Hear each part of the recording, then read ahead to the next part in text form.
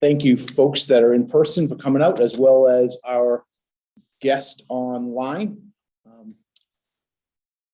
I know everyone here in the room, but for the guests, my name is Peter Souza. I'm assistant town manager. Once upon a time, I was the assistant town manager, and now I've been the town manager for a few years. So this evening, the goal this evening is to provide a high-level overview of the proposed budget that is being transmitted to the town council, and the town council will spend the month of April reviewing department budgets and ultimately presenting a budget for the voters to consider at the referendum in early May.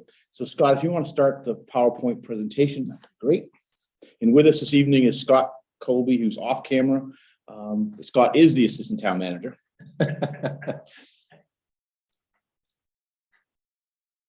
So I was thinking you guys switch roles. Not quite yet, but you never know. The player to be named later or something like that. So, again, this is the FY23 proposed budget. And Scott, when you move forward, you got the clicker there. I guess I'll let you do that. Just as an overview, the high-level mission of the town is to make sure that we're providing for public health, safety, and welfare of our residents and businesses as well as visitors. Public education clearly in Connecticut is a core service that is provided at the municipal level. And also other missions include functional infrastructure and safe public spaces, as well as to be able to try to provide a range of quality of life opportunities for our residents.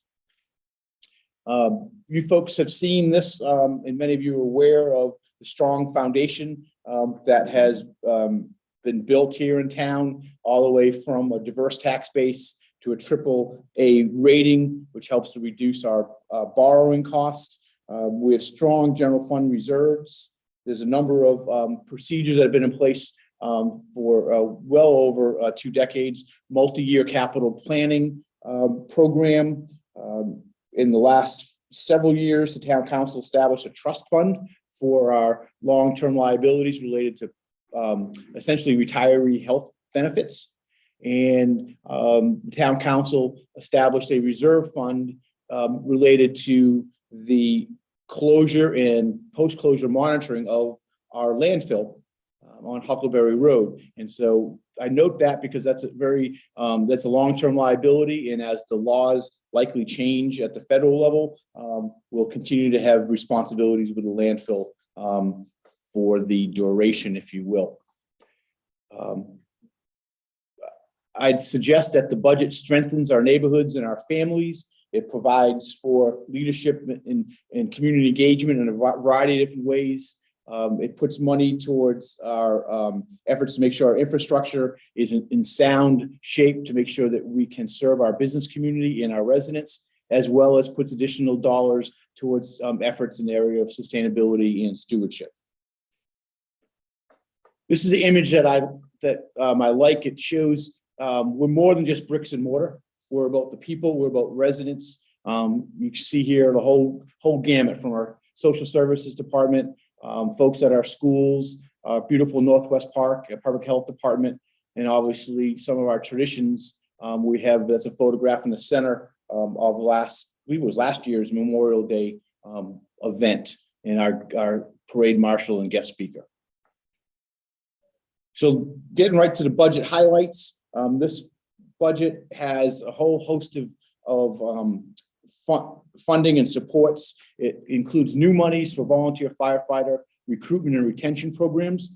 It includes some additional dollars that are not town generated through tax rate for anti-littering campaign. State of Connecticut is providing additional dollars for recycling and anti-littering, and so we're dedicating some monies to seasonal public works employees on that front. We're proposing to increase by $25,000 monies to be set aside to assist in our clean energy and sustainable energy planning efforts. And so this current budget in 22 includes $25,000, and we're increasing that. And that follows the guidance and recommendation from the citizens, so the council's appointed volunteer task force. It funds the Board of Education for servicing over 3,500 students, continues funding open space preservation. And it does include several new positions to meet service demands, as well as upcoming transitions related to retirements. So we have police department has one officer. It's a half-year position. And so that would be starting mid-year. And so we have half a year salary there. And that is in partly, we know we have additional retirements that are happening, but it also takes over 10 months now to be able to have a recruit go through the academy plus the field training program. And so this would be able to get us at least 6 months worth of, if you will, pre-hiring and training for an officer. I am proposing that a public works maintainer be added within the public works department. And this is being funded in part by transferring dollars that formerly were allocated to the maintenance of the former Roger Walcott School. And so taking those funds, moving it over into the salary account. And as you all know, we've added over the last several years a number of new developments, including Pequannock Commons, Great Pond Drive, Iron Ore Road, and Goodwin Drive. And those are all responsibilities of the police department, of the public works. We've also added over 100 acres of open space in the last 10 years. And so we have not added, other than a few part-time seasonal workers, we've not added any other human resources, if you will, to the department. So we're looking to gain resources there. We're transitioning in 3 different departments, part-time positions to full-time. We're proposing that we have a full-time position at the assessor's office. And that's in anticipation of 2 things. One, we have property revaluation occurring in the spring, summer of 2023. And we also are anticipating to have a retirement in that office. And so we're looking to do some succession planning, hopefully there. Our social services department has not added any full-time positions in over 10 years in social services department. And we continue to see an increase in demand. And so we are suggesting and proposing that a part-time position be converted to full-time, and some of those responsibilities, or the primary responsibilities, will be in the area of energy assistance, as well as providing some assistance in case management activities. Similar, senior services is looking to have a full-time position added, and that would be taking part-time funds, allocating those towards a full-time position. And that would allow for a new full-time senior center activities, not coordinator, but programmer. And again, as we continue to age as a community, the programming at the senior center has seen increased demand, and this would provide us that consistency in that area. Shifting over to the grand list, as reported in January, the grand list overall went up 3.24%. Real property saw a significant increase of $81 million in assessed value, while personal property unfortunately saw a significant decrease of 8%, or $40 million. And that was a combination of normal depreciation for personal property, but also 1 or 2 larger companies moved a significant amount of data equipment out of town, or they took it off their books, they liquidated those. Motor vehicles, you've seen all of that in the media. And so we had a very large increase of nearly 28%. Some of this was that there was a delay provided during the pandemic by the DMVs in terms of registration of vehicles. And so we have actually a delay in the number of vehicles that hit our grand list, but the majority of that increase is due to the value of used vehicles, and have increased anywhere from on the low side 10% up to 20% increase, depending on the type in year of your vehicle. Overall, the 3.2% increase generates about $3.6 million in new revenue at the proposed mill rate. State aid is essentially flat. It's going up. We projected to go up $155,000. That is using the governor's proposed budget categories. And you'll note that interest income, that is interest that we earn on our idle cash or our cash flow. And so that is increasing $360,000. When you look back about 10 or 12 years ago, we were getting close to $1 million a year in interest income, which would directly into reducing the overall need for tax revenue. And so now we're slowly building that up. I believe we'll be a little over $450,000 for FY23 as we see it. This budget, per town council direction, does not utilize any opening cash or cash reserves. And so that certainly would be a discussion point for the town council as a. What does that mean? So what we refer to as opening cash is essentially taking some of the cash reserves that we have on hand and basically using those as a cash source or other revenue source, which mitigates the mill rate amount.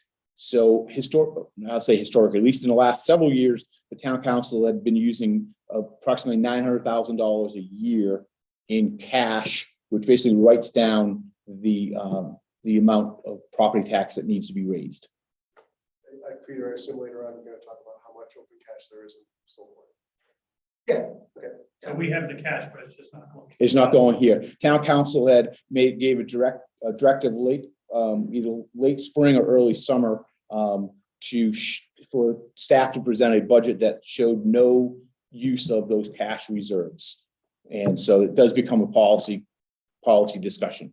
Dave? But that doesn't mean that the town council won't, in its infinite wisdom, decide, as they have the right to use cash. Correct. Yep. Correct. That's that policy decision they'll be grappling with through the month of April. See what the budget looks like without. Yeah, without it. Yeah. Yeah.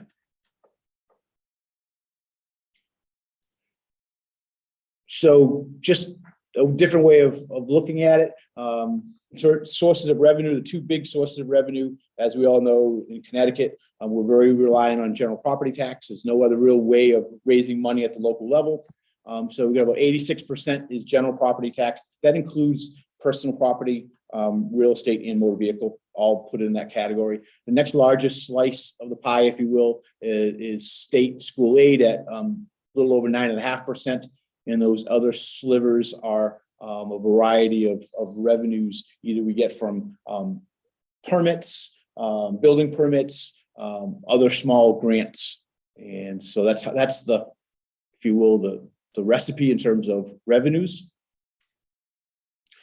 Looking at expenditures, here are the primary drivers, categories. We are proposing to increase the pay-as-you-go cash or pay-as-you-go funding for capital projects by $166,000, and that's going into two or three primary categories, increasing our pavement funds for pavement management, which is mainly our residential roads, for sidewalk replacement and repair, as well as fleet replacement.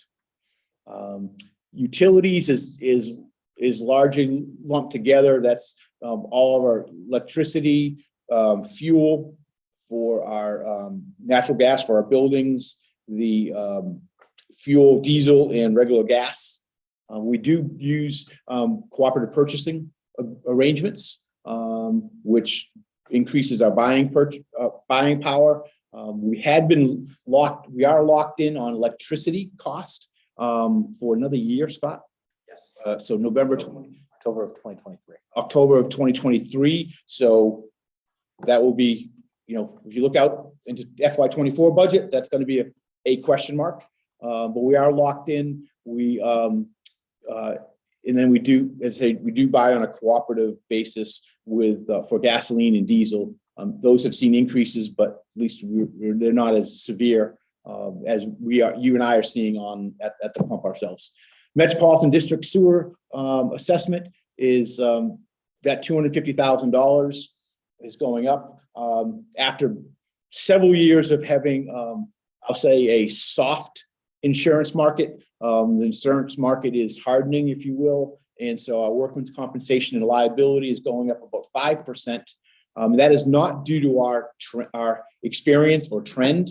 That's really what's happening in the marketplace. And I've talked to a number of my colleagues, and they're seeing the same both increases in both categories as well. Our pension or retirement is a whole combination of factors or plans. We have our town defined benefit plan, which was closed to any new members back in the 2012 timeframe, as did the Board of Education for their non-certified folks. They're part of that defined benefit plan. So they've all been closed. We have also in there, we have defined contributions. So basically call it a 401A type of program for any new employees, except for police officers. And then the acronym, the MERS, that's the state retirement plan that our police officers are part of. And so that's just to make that note, that's 100% funded by municipalities. The state administers it. So it's not state funded, it's municipality funded, but just from efficiencies, it was created and municipalities joined that.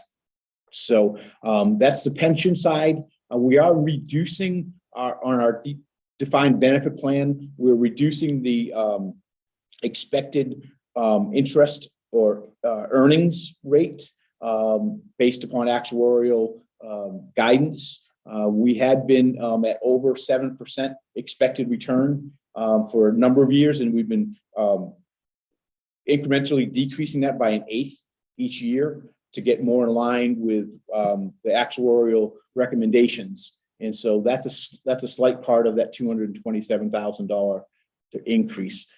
Salaries overall, and this is for part-time, full-time, merit increases, as well as collective bargaining increases, as well as the new positions that I noted. That's going up 4% overall. And then debt service, we're staying along the lines of 3%, which is where the town council guidance has been for the last probably 5 to 7 years.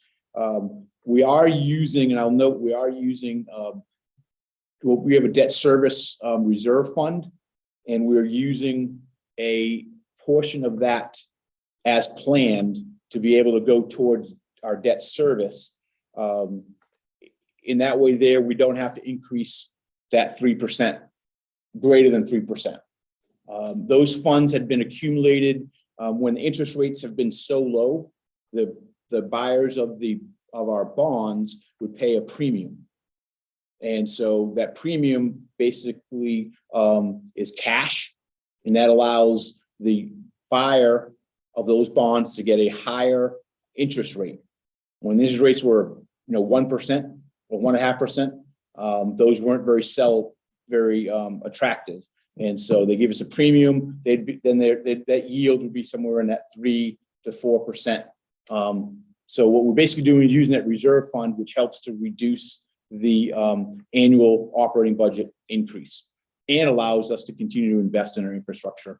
And then Board of Education budget, as you know from town charter, town manager does not have the ability to adjust that. So this is taking the 2.85% that the Board of Education approved several weeks ago and carrying that forward to this budget. Do we know what that entails? Entails in terms of? Well, so the Board of Education has gone up $2 million. Yeah. What are those costs for them? I have a sheet here, Bill. I'll give you that the business manager provided, and so that mainly it's contractual obligations. I believe they may have 2 new positions, but some of that have been offset by reductions in a variety of support positions and faculty positions. So, but I do have a 2-page sheet here that's much more detailed than. Here's how the expenditures are divided out. Board of Education's at about 59%. And you'll see the town side, which essentially is town departments are in the town operating budget at 28%. Debt service, we are at 6.2% of our overall expenditures, and that's well within the guidelines set by the credit rating agencies. The town council's debt management policy reflects to be between 6 and 8% debt service, and so we're at the lower end of that range. You'll see MDC sewer service is at about 3.5%, a little more than 3.5%. And then we got the capital projects and open space. Those are, I referred to before as the pay-as-you-go cash funding projects. And then this budget, similar to the last several budgets, includes $200,000 to be set aside for future open space preservation opportunities. Another way of looking at the change year over year. Flip right through that, didn't you, Scott? It's a magical. So I do want to note that we've talked about the American Rescue Fund monies. We do not have monies built into this proposed budget from using those dollars. Those will be separate decisions that the town council will make over the course of the spring into the summer. But essentially the framework the town council has been working under those four categories. And so you'll see that those funding requests coming forward over the course of the spring. So in summary, the overall expenditure increase is just under 3.5%, with Board of Education at 2.85%. Proposed state aid revenues are basically stable. Grand list at 3.25%. That all adds up to a 2.1% change in the mill rate. When you look at the last 5 years, the median increase in the mill rate or change in the mill rate has been just over 1.8%. So it's pretty much in line with the last 5 years of mill rate changes. And Scott, if you next steps, obviously you have many opportunities to communicate to the council, both formally and informally, but a formal public hearing is April 4th. And then they spend the month of April reviewing the budget. And then on the 25th and 27th, there's formal public comment opportunities before the council meeting or as part of the council meeting rather. And then they're slated to vote on the budget on the 27th with a tentative date, the second Tuesday of May, which is May 10th. So I want to talk a little bit about to Joe, your comment about our cash reserves. We are in a strong financial position, as we mentioned, which allowed the town council last year to consider increasing our use of the cash reserves in that opening cash. And so the council last year elected to use $2 million in that opening cash or cash reserves. So we had recently had a discussion at the town council's finance committee about revising the fund balance, we call the fund balance policy, that how to address the use of dollars when it exceeded the parameters of the current policy, which is 20% of the general operating budget. So right now, we're projected to be at, before I speak out of turn, I want to say 26, about 26%. Let me just make sure I get that right.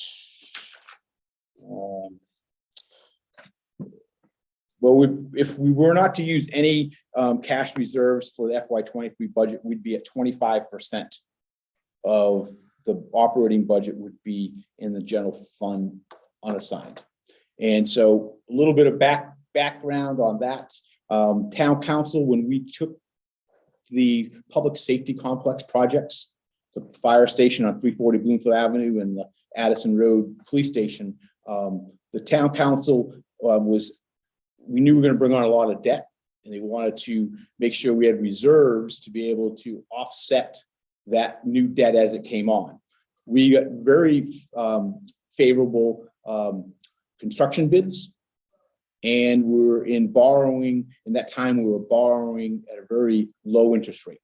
And so things are changing now, but at that time we were very we're fortunate, but the town council wanted to build up that general fund reserve to be able to use some of those funds if needed to mitigate impacts to the mill rate.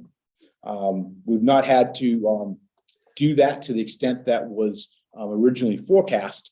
And so that, combined with some strong economic development activities over the course of the last 5 to 7 years, we've been able, that's how we've accomplished having 25+% in the general fund reserve.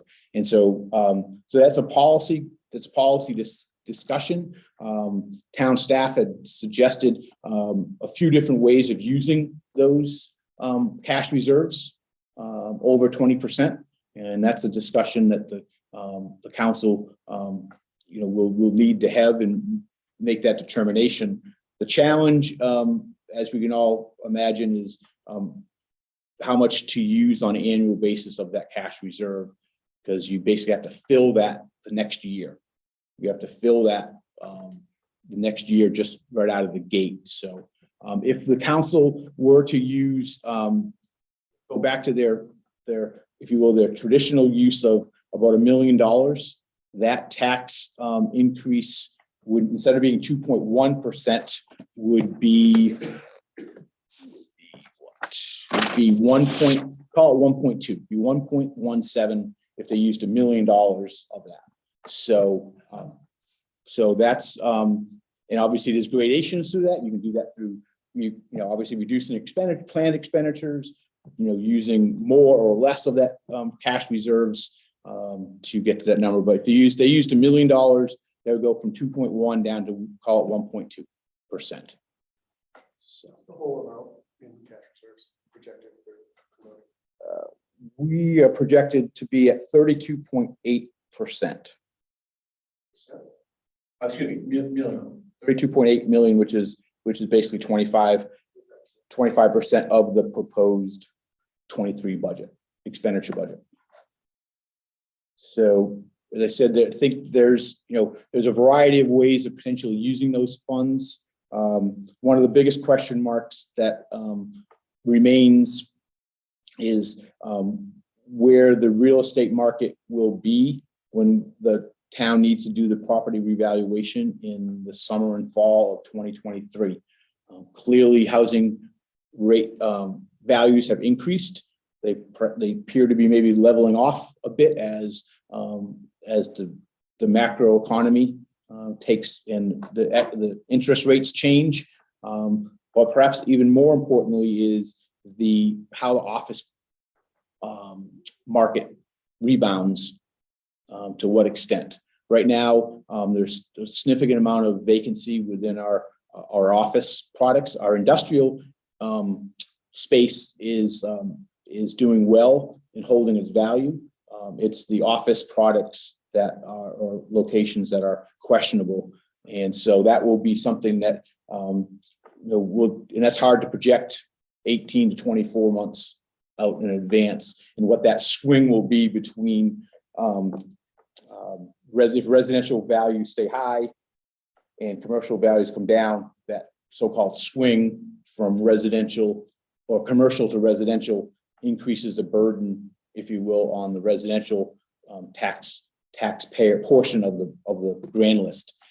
So having cash reserves available, may be able to help in that FY25 year. But I say that, and that doesn't mean that the town council cannot, I'm not suggesting the town council can't use some of that fund balance either for appropriately for opening cash or other cash related projects to achieve some other goals that the council may have. So we are in a fortunate place. We do know cost of capital construction along with material, a lot of materials and supplies within our base budget are increasing. And we know that the cost of debt will, long-term debt will increase as the interest rates increase. So a lot of different moving parts at this point in time, but certainly we're in a stronger position than other communities are in terms of cash. So, Scott, is there any questions from online? To have one question that's here in the comment. What % of tax revenue comes from commercial property? We are almost, believe it or not, we're almost 50% right now. We have, for the last probably 8 years or so, we have been at about between 40 and 45% as non-residential. And right now we're estimating that it's almost 51% residential and 49% non-residential. And that is, again, we allocated residential that number includes allocating motor vehicles for residential and splitting out the commercial vehicles to the commercial side of the ledger. So just about 50-50. If there's anyone else virtually with us and would like to ask a question or make a comment, please go to the bottom of the Zoom menu bar and you may select the raise hand, click the raise hand icon, and then you'll be able to answer any questions that you may have.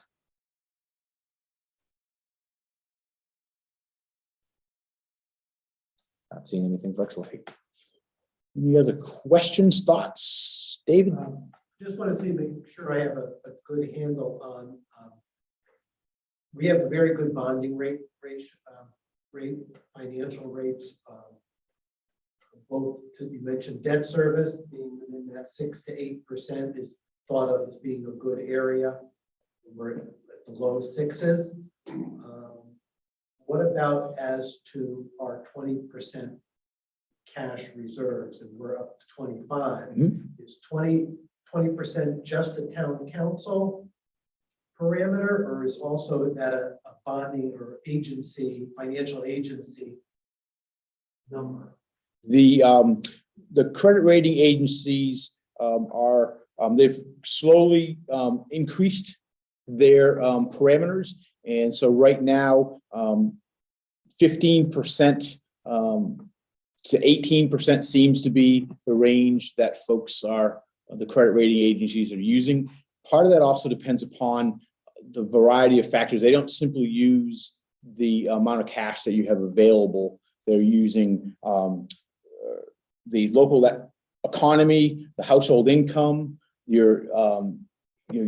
look at a whole host of factors, including the tax base. But generally it's 15 to 18% is where they're now reaching in terms of that parameter. Thank you.